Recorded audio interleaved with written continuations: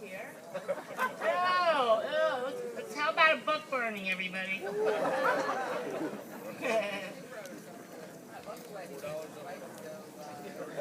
Yeah. Yeah. Well, I'm so glad everybody could come today. It's great having everybody out here to support Ken Cuccinelli and our other Republican representatives. My name is Paige Snyder. Our family has farmed this land for over 6 decades. But more importantly, we've been protectors of historic Pageland Farm and the Manassas Battlefield Park.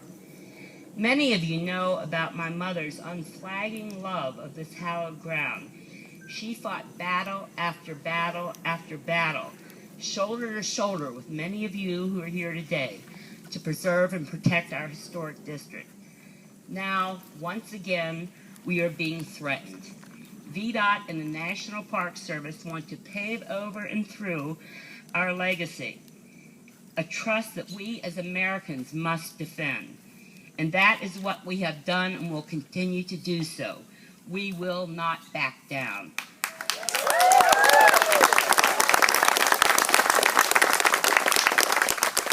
Put the signs up, everybody. Our front 2 fields lie in the path of the proposed Bi-County Parkway. In those fields are 2 Civil War mass burial sites and likely many other undocumented graves. We cannot pretend that they are not there, and we cannot disrespect them. To put a freight cargo road through the historic district is irresponsible and a travesty, and to allow all of Prince William County to be dumped on with a 90,000 vehicle a day freight cargo road is not going to happen, not on our watch. No way! This is from my old college days when I was in SDS. Students for Democratic Society. Okay. That's funny. But I usually do vote Democratic. But I am proud to cast my vote this election for the Republican candidate for governor, Ken Cuccinelli. Let me tell you why.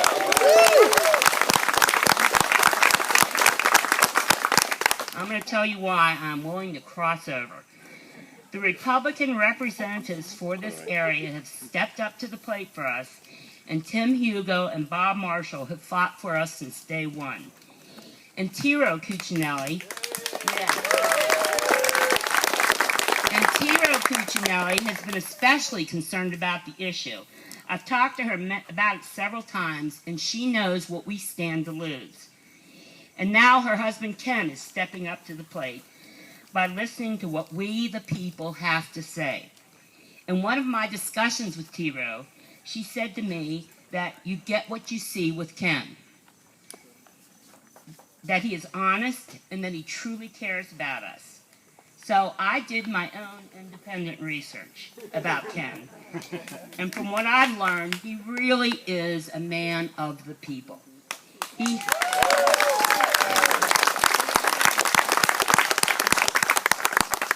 has the guts to stand up to bad government and bad decisions.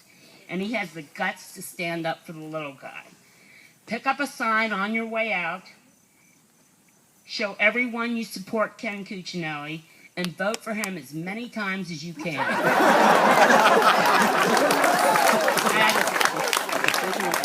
And I'd like to introduce Tim Hugo, our local hero. Hugo the hero. Paige, thank you, and thank you for all coming out. I want to thank Paige and Marianne and Phil. I call them the three amigos. Let me tell you, they're the ones that are making this happen. They're the ones that are stirring up the crowds. They're the ones getting the facts out there, doing the research day after day. Ladies, thank you all. God bless you.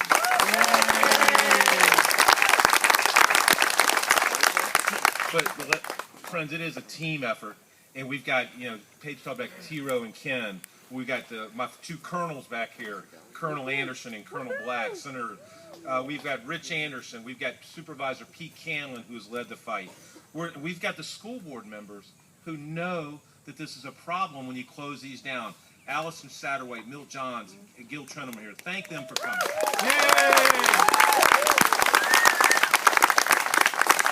And then we've got my friend Bob Marshall. This is his district right where we're standing here. He is helping us lead this fight to stop this road because, one, we're going to protect the rural crescent, but two, it is a misallocation of resources. We've got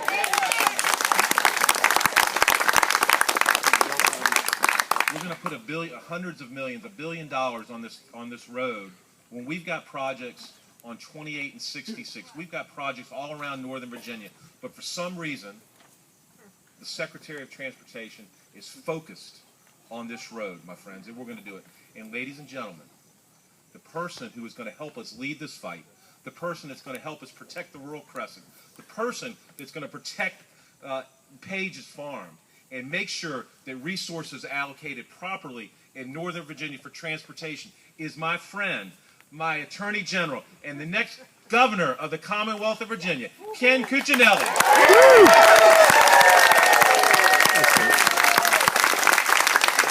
Well, good morning to all of you. Good morning. Now, about 2 months ago, it really only seems like 2 weeks ago, but about 2 months ago, we had the Battlefield Forum. Some of you were there, and with the Loudoun, Prince William, Dulles, and Fredericksburg Chambers of Commerce. And that was the first time that the subject of this road really arose in my governor's race. And as he often does, my opponent wasn't quite sure what was going on. But in the following week, he had some sort of epiphany. And I want to suggest to you that his book, $4 on Amazon.com, please buy it, read it, share it. There's lots of good material in here. Lots of good material. We could go all day just on this book. But I want to read you a little selection, my personal favorite, from page 77. And he's talking about all his escapades fundraising, which he's very good at. There's one thing we're behind at in this governor's race. Fundraising. That's it. We're better on issues, whether it's transportation issues, whether you name it. You go across the board. We're better on issues. I have roots here. I live in the rural crescent, the other end of Prince William County, Nokesville. And we also have more folks talking to more folks than they do. The one thing they've got is more money. And he's good at that. He's good at raising the money. So with that in mind, and thinking about what he didn't say in the forum, well, I need to check into that. I need to check with my people. Well, let me share with you who he probably checked with. This is a quote. Now, let me tell you, it's a lot easier to raise money for a governor. They have all kinds of business to hand out. Road contracts, construction jobs, you name it. Wow. End quote. And a week later, in Loudoun, lo and behold, he'd learned enough about the issue, right, to slip a quote out about where he was. I have a serious doubt that about him reading the, 600-page draft environmental impact statement. I've read one of those. They're a good sleep aid, but not likely you're reading during a campaign. And he hasn't shown much sign of doing much homework. So I suspect that, like many of his other positions, he learned what he believed from his donors. And you heard from the horse's mouth, it's a great way to raise money for a governor's race. I think that's what you've seen here. That's what you've seen on the other side. On my side, as Paige said, look, there's probably not a person here, actually, I'm quite sure, there's not a person here I don't disagree with on something. But there's nobody here I don't agree with on something. And we build on those areas of unity and agreement, and we build campaigns out of them, we build governance strategies out of them, and we try to lead Virginia in a better direction for all Virginians. All Virginians. And for those of you who were not at that Battlefield Forum, what I said was, when asked about the Bi-County Parkway, is that first of all, it's crazy in Northern Virginia to be making a deal with the National Park Service that closes down major roads in the heart of communities of Northern Virginia. That is crazy.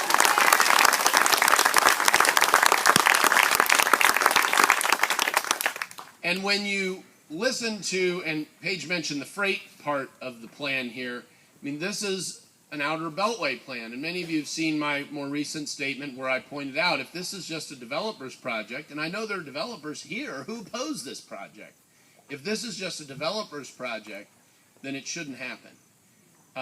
Tim mentioned, and I agree, that when we think about spending transportation dollars, we need to be getting the most congestion relief per dollar that we can possibly get out of every penny we spend. And there is a big difference in my race in simple frugality. And the case has not been made that what's proposed right over here is an effective use of your transportation dollars to reduce the congestion that plagues all of us in Northern Virginia. My wife and I grew up here. We still live here. We're proud Northern Virginians. We understand the transportation problem, and we understand it the way all of you do, gripping the wheel. Very real, everyday challenge. And we will never have the money to do everything everybody wants to do in transportation. We have got to make every penny scream. We've got to squeeze everything out of them we possibly can. And while there have been a lot of arguments, actually not a lot, there have been a few steady arguments made on the other side of this, they haven't made that case. They have not made that case. And it's one thing to connect two growing parts of Northern Virginia. It's quite another to go about it the way they're doing it. You know, I can tell you as their lawyer, VDOT doesn't do anything fast. And all of a sudden, you know, suddenly we've discovered the left lane, right? And they know with my race that the days of looking forward to different oversight may well be numbered for them. And particularly after my opponent was informed by his donors what he thought on this subject. And so we're at the beginning of October. We are 1 month from Election Day. The polls close in 1 month, 9 hours and 55 minutes. But who's counting?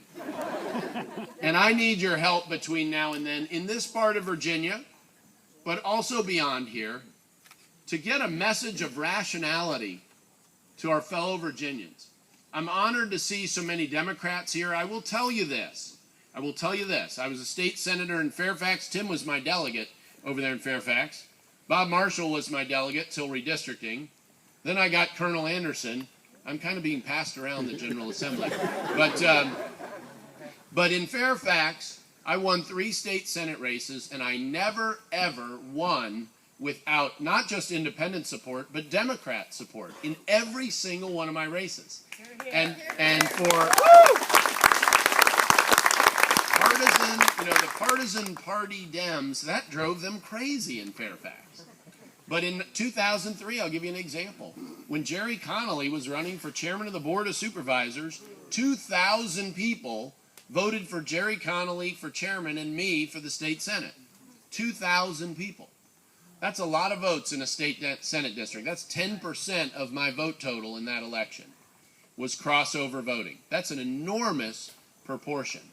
It's an enormous proportion. And whether it's mental health, whether it's rational transportation decision making, whether it's property rights, Amen. And that was an 8-year fight. 8 years. But it was won with a bipartisan coalition. And you know what? Once we got by the powers that be, it's a good example. And it got to the people of Virginia. A majority of the people who voted for Mitt Romney for president and a majority of the people who voted for President Barack Obama's reelection voted together to protect property rights of the little guy in Virginia. Yep. 74% of Virginians. And I'm proud of my record of fighting for the little guy. I'm proud of it. Whether it's electricity rates, whether it's property rights. You know, you never hear about anybody trying to take Walmart's property, right? You know, there's never a struggle with that because they can fight back. Government is a bully. It is a bully. And the reason we have a constitution, the reason we have a state constitution, the reason we put property rights finally in that state constitution, with a lot of leadership up here on this stage, was because we need to protect individuals from the exercise of power or the delivery of power to other people of our own government. Thank you. Of our own government. That's why we do that. It isn't efficient to protect property rights. It's the right thing to do. That's why it's in the Constitution. And that doesn't mean there aren't things that we need to do and we need to share the cost of and the burden of, but it does mean that our governments have to be restrained by the people, and that's what we did with that vote, from being bullies. And I appreciate you all being here today together. The opposition to this has been very organic in terms of the neighborhood opposition and it growing. And you expect that to a certain extent from road projects. But this one has gone forward in a rather unique fashion. And I believe we need a check in the road. And that check is coming in mid-January when I get inaugurated as the next governor of the Commonwealth. Now, I need your help to get there. You heard Paige said, please take a bumper sticker. We need those on the back of your car. Those signs are conveniently laid right next to the road for you to take one on the way out. Please do. And take tender care of it in your yard there for the next 31 days. And talk to other folks to turn them out. We'll continue to be outspent. I've been outspent in all 4 of my elections. That wasn't part of the plan. It worked out that way. But we won all 4 of them because people across the spectrum from every community that I was seeking to represent came out supporting us to get us over the finish line. Sometimes in some incredibly close races. I won one in a recount. So I have the margin was smaller than the number of people here. That's squeaking by. But you know what they call you when you win by 101 votes? Winner. Senator. That's right. And this is a state that has close elections that go both ways. Republicans win some, Democrats win some. We need to win this one. We need to win this one. We need to keep Virginia's governorship in the hands of someone who respects its history, who honors the office, and will fight for the little guy in Virginia. And that is me in this race, and I need your help to get there. Paige, I want to thank you for hosting us. Absolutely. And for your efforts. Mary and Phil, the cavalry has arrived even. So we're glad to have them here too. But most of all, you all. If we're going to prevail, it's really going to be, I'm going to work this all the way through November 5th. I was going to say to November 5th, but it's through November 5th. And Tiro has been out a lot as well, as you heard earlier. Find a little time at night to read my opponent's book. It'll get you a nice insight on what you would have to deal with on the other side. And talk to your friends. And nobody's off limits here, folks. We're asking for every single vote of every single adult in Virginia. We need them all, but we can win if you all will help us go out and collect them. We need to win Prince William County. We need to win Loudoun County. We need to be competitive in Northern Virginia, and we ought to be. I grew up here. My wife grew up here. We're raising our family here. We have roots here. We're committed to Virginia, including this part of it. And I've walked this battlefield more times than any other. We lived on the east end of it when we lived in Centerville, and I'm a history buff. So I can tell you, we drive by, the people in the car with me this morning were getting the Civil War tour as we drove through the battlefield. And it is a wonderful blessing to have here. And it is appropriate for us to preserve it and to be stewards of it. At the same time, we've got to have balance. Like everything else, there needs to be balance. And with the way we live in Northern Virginia, and we have more battlefields in Virginia, I think, than any other state, for good or ill. But we've been fighting here. Everybody's been fighting here more over the history of this country. We have a lot to preserve. But we also have to live our lives and raise our families and have an opportunity to thrive as a community. And we can't have the National Park Service, one director of one park, dictating to us how we're going to live in Northern Virginia. Right. You can't have that. And if I'm your governor, you'll have one who will push back, not go along. And that's what we need in a case like this. So I want to thank you all for coming. We got great weather for this.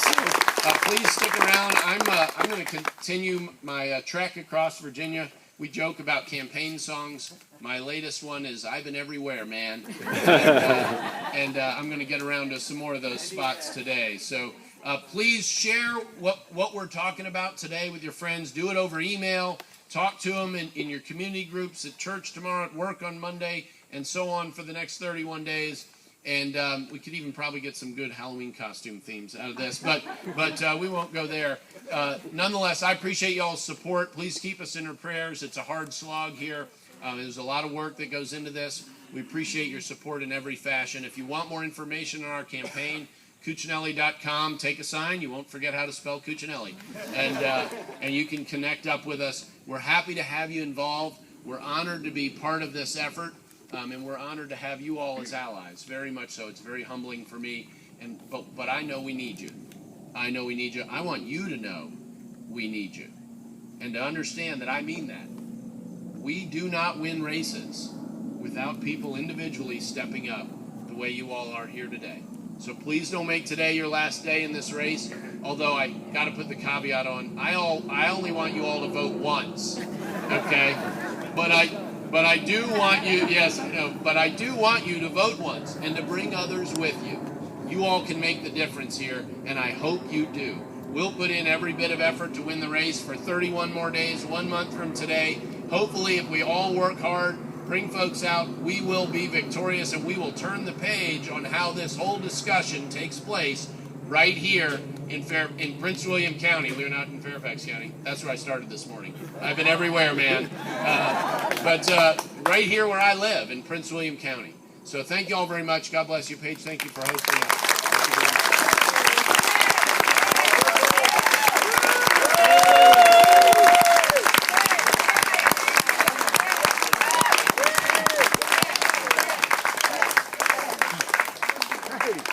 How are you? All right, everybody, please make sure you take a bumper sticker